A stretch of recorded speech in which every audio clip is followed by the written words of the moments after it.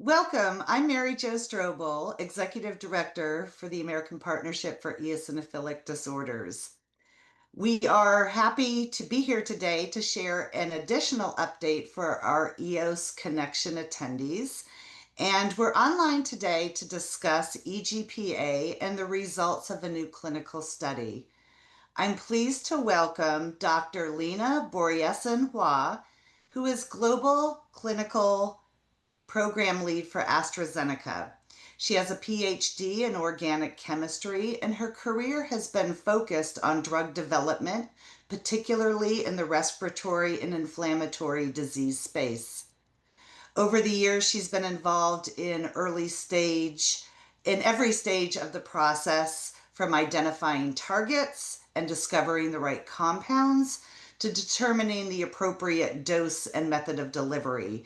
She has also worked on gaining regulatory approvals across global health authorities. Welcome, Dr. Lena Börjesson Sjö. Thank you so much. It's nice to be here. Well, we are very happy to have you here today. So to begin with, could you please explain to our viewers what EGPA is and how it typically affects people? Yeah, EGPA it's a rare disease, so it's understandable if people don't really know what it is. EGPA stands for eosinophilic granulomatosis with polyangiitis. It's a disease that causes inflammation in small to medium-sized blood vessels. And with that, the inflammation starts in the vessels and the blood cannot really transport itself properly. And if that's happening, there is a high risk for organ damage for the patients. For the majority of the patients, EGPA affects the lungs, but it can also affect skin, kidney, and more or less any organ actually. And it is a really bad disease. It's treatable, but it's a severe disease when you hit it. With a high rate of burden for the patient. Definitely a high rate of burden for patients, yeah. Why is it important to have additional treatment options for EGPA, and what challenges do patients currently face? Yeah, today there is actually only one. I would say before we did the Mandara trial that we will talk about today, there was only one compound approved for EGPA. There were other compounds and drugs that were used to treat EGPA, but they were never tested in a proper clinical trial. So the one that was approved was mepolizumab, biologics that you inject it under your skin. And the more common compounds that were used were oral corticosteroids, immunosuppressive treatments, and things like that. And they helped the patients, but they also caused a lot of severe adverse events based on the drugs, not on the disease per se. Mepolizumab was approved and it helped a lot of the patients, but not every patient. So that's why we designed and set up the Mandara trial. And that's why there was a need for patients to have more options to treat them. Thank you. So let's talk about the Mandara study that you mentioned. What was the main goal of this clinical trial? Yeah, so the Mandara study, it's something called a head-to-head study. It's comparing mepolizumab, as I talked about before, that was approved as a compound, and benralizumab, or Fasenra, as it's known as well. And from our company, Fasenra and benralizumab is the compound that we wanted to test. The study was a phase 3 study, and the outcome was to see how many patients that were in remission by the end of the study. And remission was defined as not having any disease activity and that you had been able to reduce the steroid dose that you were taking every day. The study was something called like a non-inferiority trial. and that is that it should be as good or better than mepolizumab. So that was the trial. It was done in in 140 patients. It was worldwide study, done in 9 different countries all over the world. For the patient to be eligible or allowed to enter the trial, they needed to be adult patients, so no younger than 18 years. They needed to have had EGPA for some time, for 6 months before entering the study, and they needed to be treated with a certain dose of oral corticosteroids before entering the trial. When they had been in the trial for 1 year, they were offered to go into something that we call an open label treatment period, and then every patient receives benralizumab, and that part of the study is still ongoing. It will close early next year. Yeah, I think that was a very high-level overview of this study per se. What were the main findings that came out of this work? Yeah, the main finding of the study was that benralizumab was equally good as mepolizumab in the remission definition. We also saw that benralizumab was actually better in reducing or actually even completely remove the need for oral steroids during the treatment period.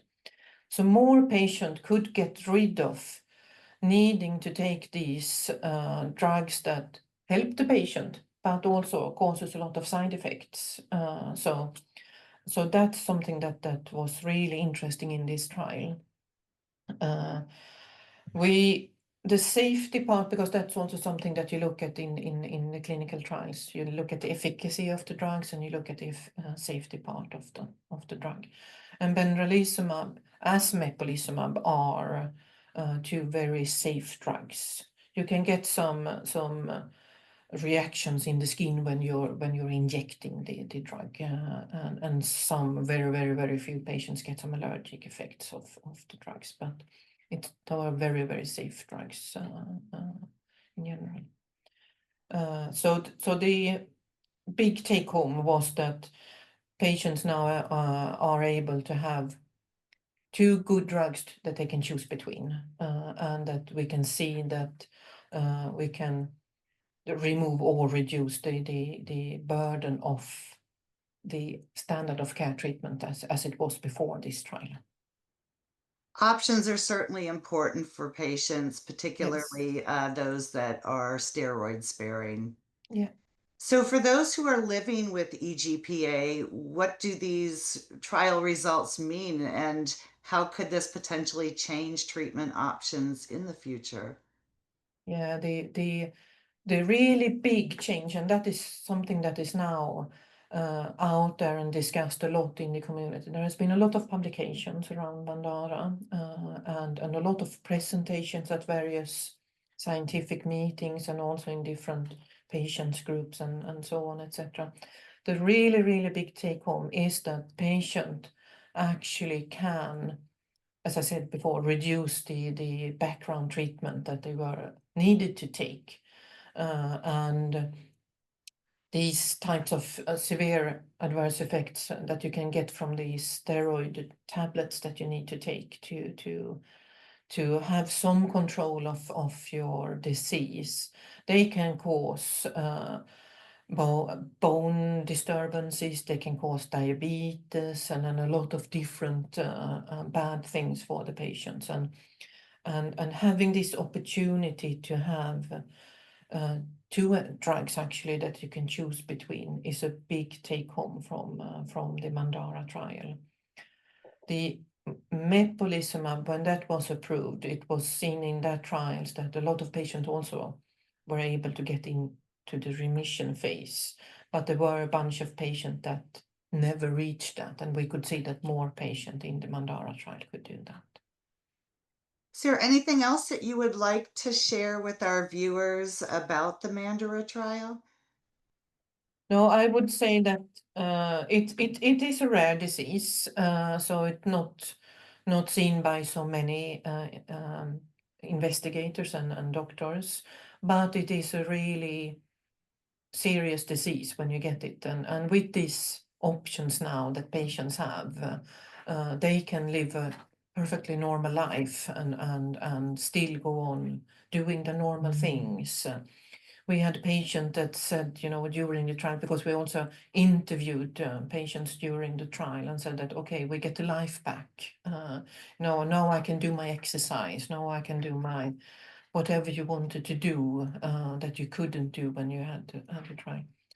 The majority of the patients with EGPA also have asthma. And that is also something that gets better with both of these drugs, actually, both mepolizumab and benralizumab. So it's a win-win in that situation.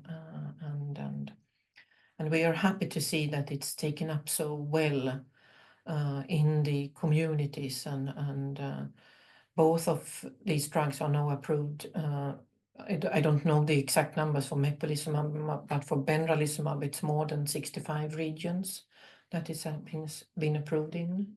So that's very hopeful and very good results out of a small trial, I would say. That is terrific because, anything to relieve some of that disease burden and improve Yes, patient yes, quality of yeah. life is really important.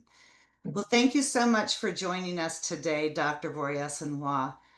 For our audience members who have questions, we're happy to send them along, get some answers, and post them for you. We ask that you please email us at mail@apfed.org. That's apfed.org. And we are happy to continue discussions with Q&A and have those posted. Thank you so much for your time. And thank you for giving me the opportunity.